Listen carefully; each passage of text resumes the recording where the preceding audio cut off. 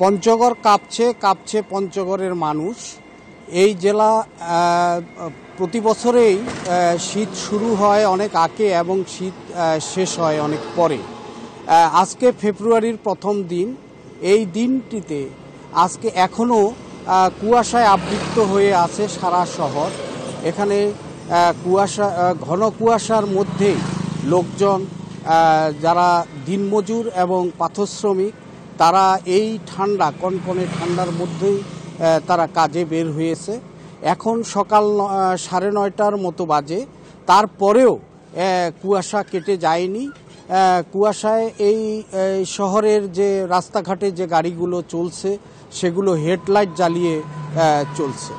এই মানুষের মধ্যেই একটা বিরূপ প্রভাব পড়েছে এই শীত, যে কারণে মানুষ অনেকটা জুবুথুফু অবস্থার মধ্যে পড়েছে।